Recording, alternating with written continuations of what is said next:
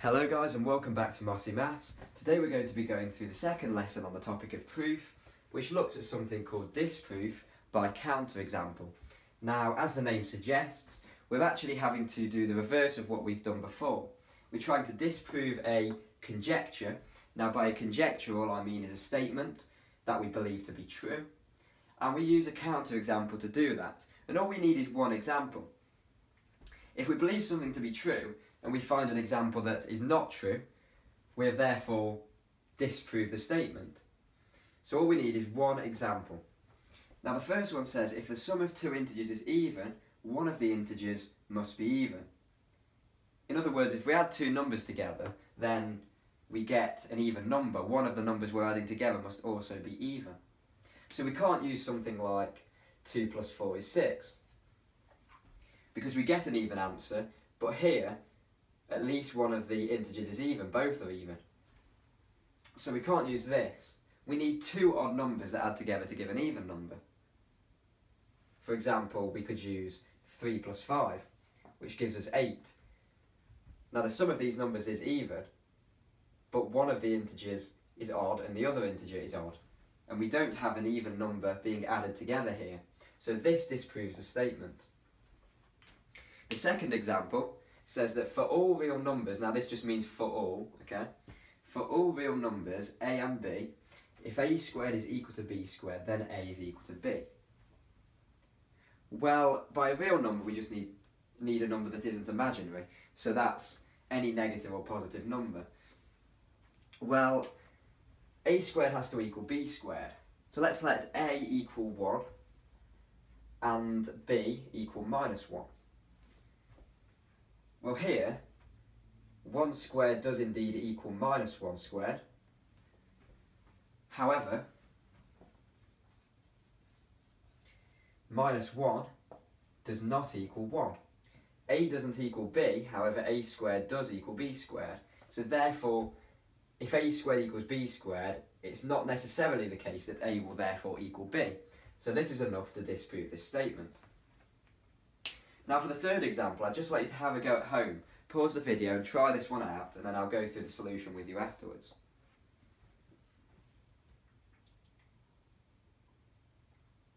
Okay guys, hopefully you've paused the video and had a go. If x is prime, x squared plus x plus 5 is prime.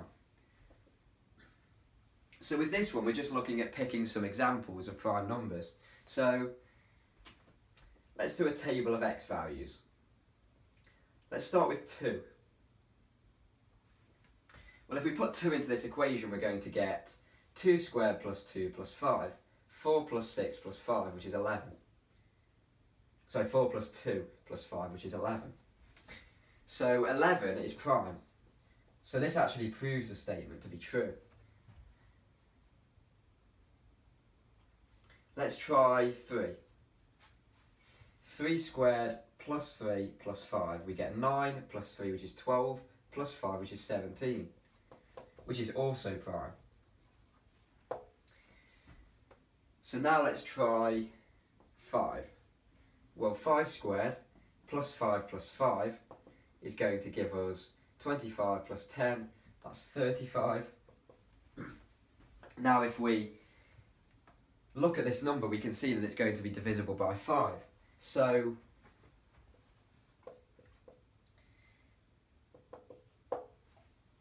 here we can see 35 divided by 7 is 5. Therefore, this is not prime. And that's enough for us to therefore disprove the statement.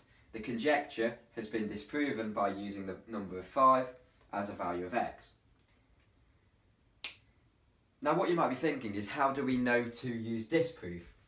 Why wouldn't we just use something like exhaustion or some other form of proof? Well, often what we need to do is look at the conjecture, and if we can spot straight away that that conjecture is going to be false, then it's easier often to use disproof by counterexample than it is to try and prove that by exhaustion, for example. The final one says that if x is odd, x squared plus 3x plus 2 is also odd. So what is an odd number? Well, it's often easy to define an odd number by first of all thinking about even numbers. An even number is a number that is divisible by 2. So if x was something like 2m, because this is a multiple of 2, x is therefore even. But here it has to be odd. So all we need to do is add 1. If we add 1 to any even number, we get an odd number. So this is an odd number. If we put this into this equation, what it's saying is we should get an odd number. Well, we need to try and make sure this is an even number to disprove it. So let's try putting this into the equation. X squared plus 3x plus 2. Now let's expand this. We're going to get 2m times 2m, which is 4m squared, plus 4m, plus 1, plus 6m,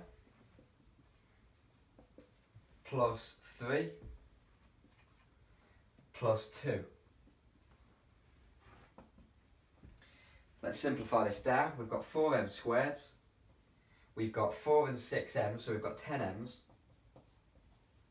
We have 1 plus 3 plus 2 as a whole number, so we're going to get 4 plus 2, that's 6. Now, is this odd or even?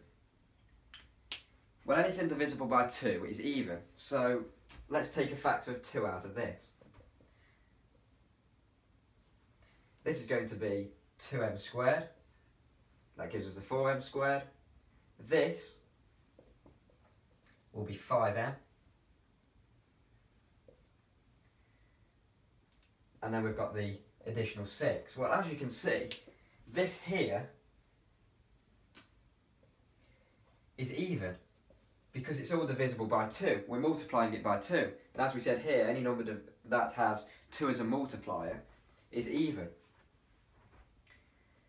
But here we can also see that 6 is an even number.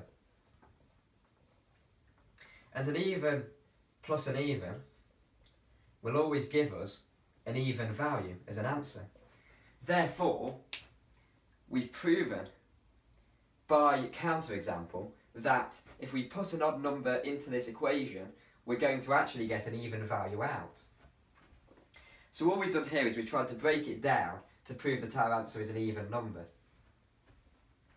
So that covers the lesson on disproof by counterexample. Thanks a lot for watching the video. In the next lesson we'll be looking at developing the topic of proof. If you found the video helpful, please do leave a like. And if you haven't already, please do subscribe to my channel. So thanks a lot and I'll see you in the next video.